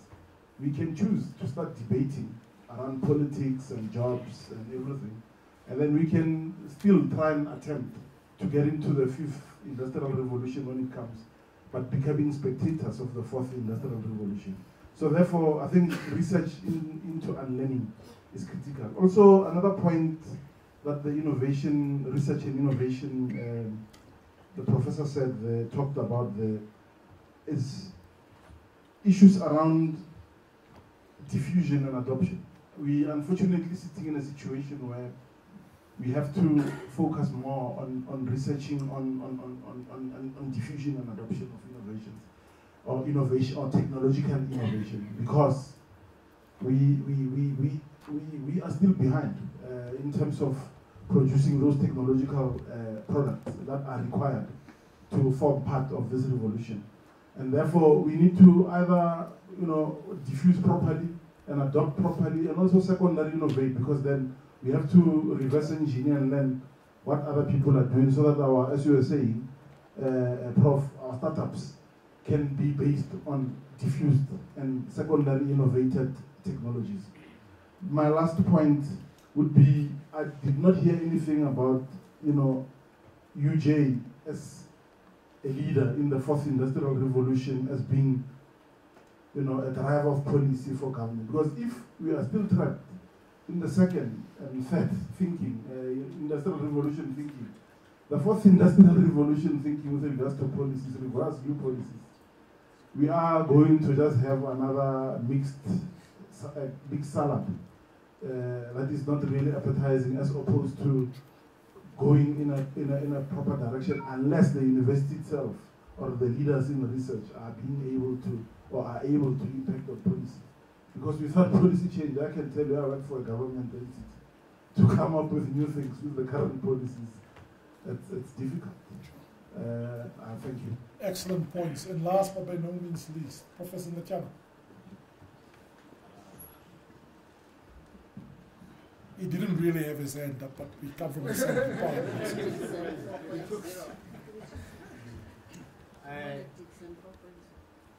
I can see the benefits of artificial intelligence, making life a lot easier and convenient for most people.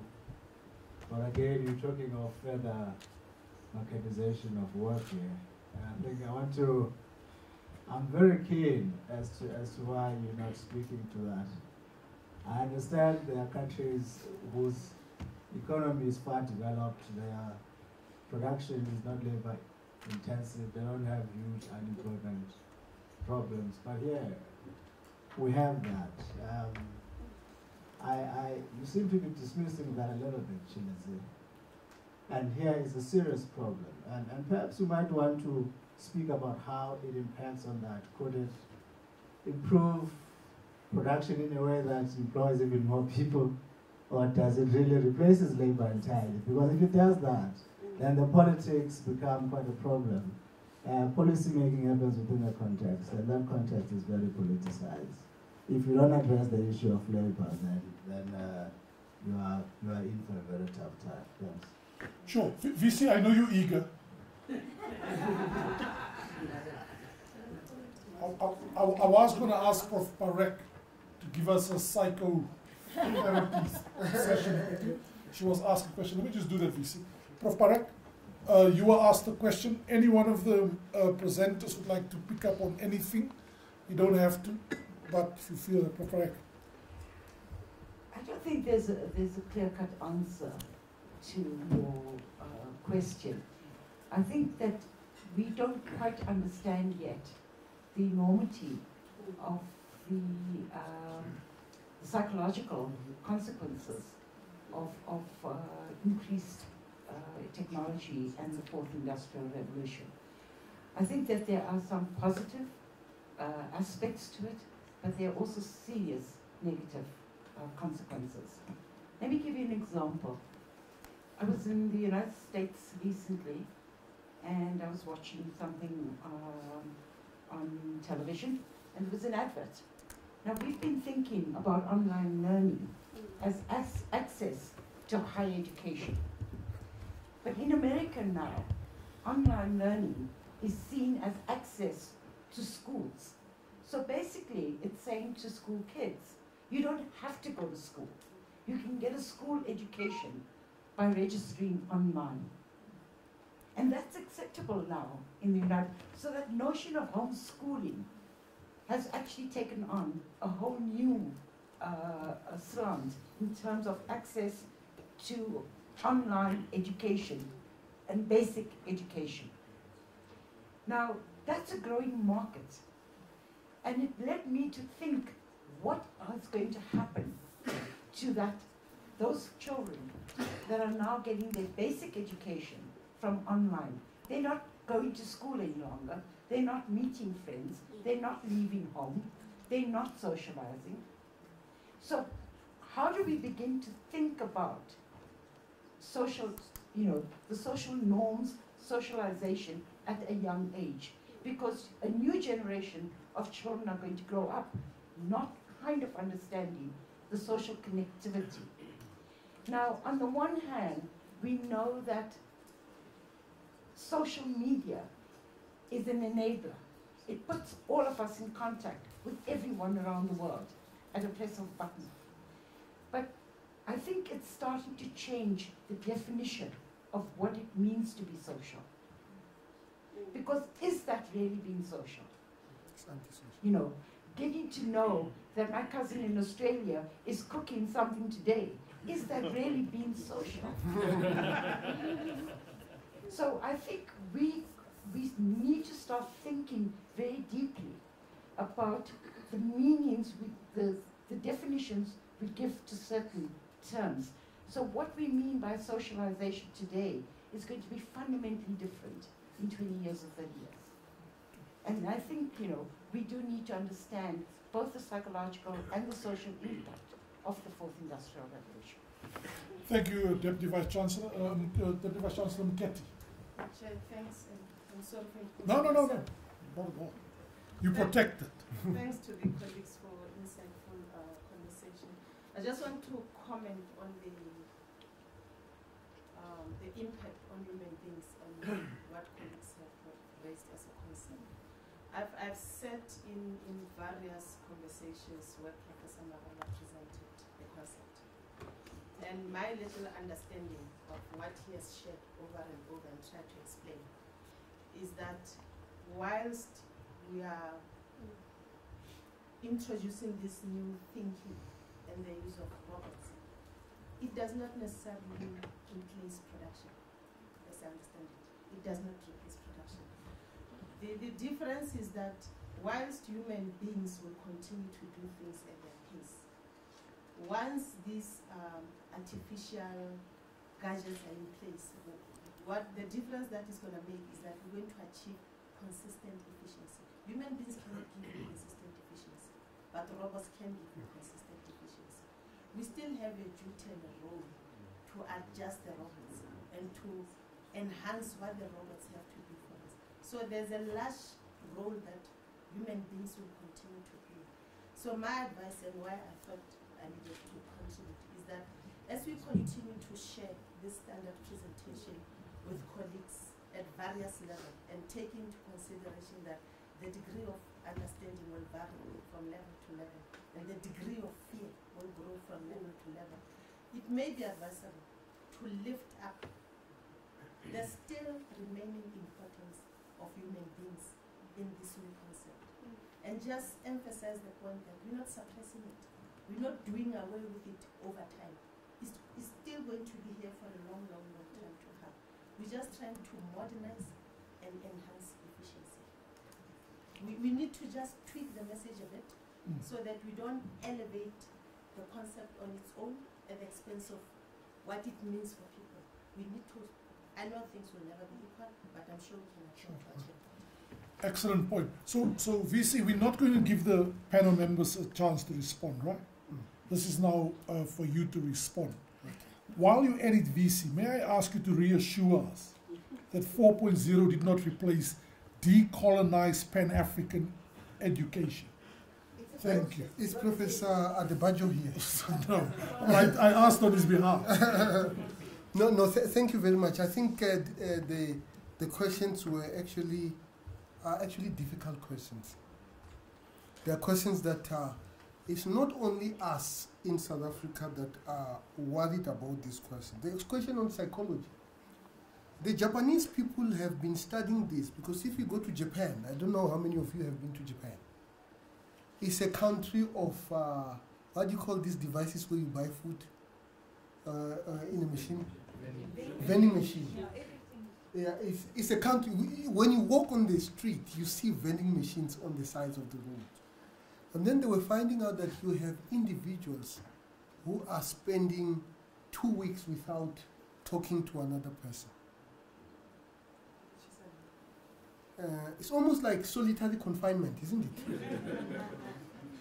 Because people who go to solitary confinement say they started talking to walls. Because as human beings, communication is what we do. You know, but in Japan you're having people like that. So this has been studied, and the results are not nice. You know, because human beings are fundamentally social animals, but we will obviously have to study it within the context of South Africa. The issue of critical thinking around the fourth industrial revolution, Peter. We have actually been doing this. I literally have been calling people and asking them to write newspaper articles. Ilva, didn't I call you and ask you to write, how many hours did I give you? Few hours. Professor Muloi, I think you had 1 day, isn't it? To write articles. And the articles that have appeared, I saw one on tax, the impact of the fourth industrial revolution on tax. I saw one on absent fathers. We still have absent fathers if they're interacting with their children using WhatsApp and Facebook and FaceTime and so on and so forth. You know, the answers are not simple.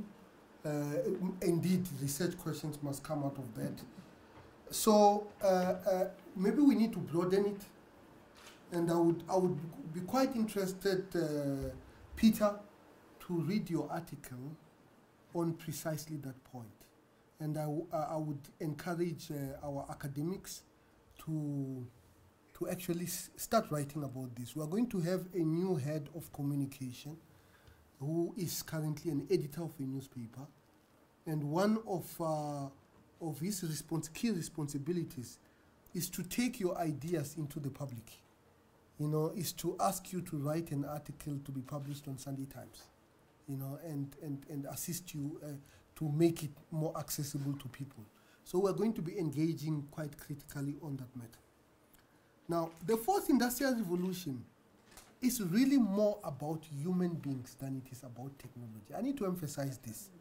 While we are doing this fourth industrial revolution, we are very, very serious about issues of history and how it is digitally represented. I think this is very, very key.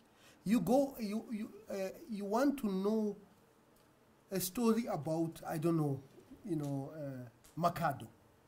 It's a king, a famous king in the part of the world where I come from. You go to the internet, you hardly find anything. Not even Wikipedia page exists, and so on and so forth. So how do we digitize history? Very, very key. We have just also embarked on a project to write biographies of African leaders. Professor Nolunga is leading that initiative, and we are thinking about how these books are going to be digitally represented. We are even thinking about a biopic coming out of that. So it's still business. It's not business as usual, but it's definitely an expanded scope. Future of academic publishing, that's key now. That is key. In computer science now, when you publish, you have to also publish your code and your data so that people can verify that, you know, you are not beating the data until it gives you the results that you want to see. Is that what they call cooking? You know, is bending the truth in order to fit your theory. So, and we have not even begun to, what is the implication of that? I think there was a conversation that people saying that data that we are using must somehow be stored. Katu. You know, we need to be thinking about storage of research data. It's going to be a big issue in the fourth industrial age. You know, because most of the data that we generate, 2 years afterwards, you won't be able to access that data anymore. You know, somebody goes and measures experiments, you know, then they draw a graph, the data is lost. Now we want to store that data so that somebody can come and see whether the data actually can do more than what it has been used for. Impact on people, I mean, this is really what it is all about. And by the way, people are confused about the impact on jobs. Because it is quite clear that if the fourth industrial revolution is going to reduce the world of work, that the tax revenues are going to decrease. Bill Gates has advocated taxing the robots. You know, Fiona, in economics, they have something called the Laffer curve. You know, Mr. Laffer came up with that concept in 1972. It turns out that it's actually an old Arabic idea, that it was actually around about 500 years ago. The Laffer curve tells you that how much you collect as tax revenues depends on how much you tax. So if you tax 0%, you're going to collect nothing. If you tax 100%, you're going to collect nothing because people will have no incentive to work unless you discover the gulags, you know? And then you have something like that. Now, if you look at the Laffer curve in the age of the fourth industrial revolution, the tax revenues actually decrease unless you tax the robots. But how do you tax the robots? Because you know, the robots are just a piece of software. It means taxing the robots is another way of saying increasing corporate tax. It's the same thing, you know. And those are the ideas that we'll have to worry about. Are our academic structures appropriate for the fourth industrial revolution, Kinta? I don't think so. We still have people who, somebody does psychology and comes to the engineering faculty and say they want to do a PhD in engineering. They are turned away. You know, they are turned away. The most famous person in artificial intelligence actually studied everything, including a PhD in psychology, experimental psychology. You know, he only went to artificial intelligence later on. And normally such people are even more innovative because they are bringing ideas that the people in the discipline have never engaged in such ideas. So we really need to, I mean, I was, you know, I talked about Martin Legasic in my history of South Africa. Legasic was expelled from the ANC for his Trotskyite tendencies in the 80s. But I found out that Martin Legasic actually studied physics at BSc honors and master's level and went to Oxford and did a PhD in history. It's exciting, isn't it? You know? Would that have been would that be possible at the University of Johannesburg? Probably not. I think we need, you know, we obviously need to engage such ideas. The last dimension of artificial intelligence, I am really waiting for your article on the AC on this particular issue. It's a very important issue. And there's nobody who can actually be able to do this topic better than you can, Mr. Waleni. So thank you very much. Let me know when it is published. I think this idea of the fourth industrial revolution, I think it is interfacing.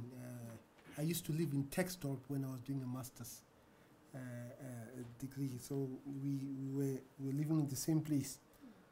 So this issue of policy is very, very important for us. We have actually, this is not confidential, the digital industrial revolution of the president, we are actually, you drafted the documents for that, Professor Babu. We have just been told that we are going to be getting 36 million rands per annum for the next 5 years to advance the issue of the fourth industrial revolution. VAT is receiving VAT is receiving the same amount to advance policies around the fourth industrial revolution. Those are quite exciting things. A chair has now been approved on this topic by Nedbank. By the way, Nedbank has just bought robots to run some of their activities. Some of you probably have read about it. So we are actually quite busy. So diffusion of ideas, very, very important. Towards the end of the year, we are going to have a national summit. And this national summit is it's actually a telecom idea. They came to us and said they wanted to do a national summit. It's between telecom, VETS, and UJ, which is quite exciting because for a long time, all academic activities, the center of gravity had shifted to the Western Cape. So we are bringing it back to Johannesburg. Katu, there is an American president, and his name is not Donald Trump. I can't remember his name. But he said, "Fear nothing, but fear itself." That was Delano Roosevelt. He said, "Fear nothing, but fear itself." So don't be afraid of anything other than to be afraid. Because we have all within ourselves to basically be able to make a difference. Thank you very much.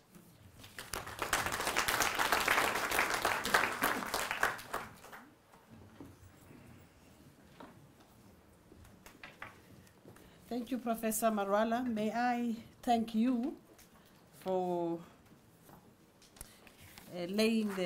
for providing the landscape on 4.0, and also thank the panelists, Professor Rory, Professor Dilva Kubede, Professor Paul Babu, and Ms. Sibanda, and also Professor Landsbeck. I know you wanted to do something, but time's constraints. Oh, okay. Thank you very much for. Yeah, okay. Thank you for moderating and facilitating the panel discussions, and thank you to everyone who made it this evening. And may I, at this point, invite you to some refreshments in the council reception area. Thank you very much.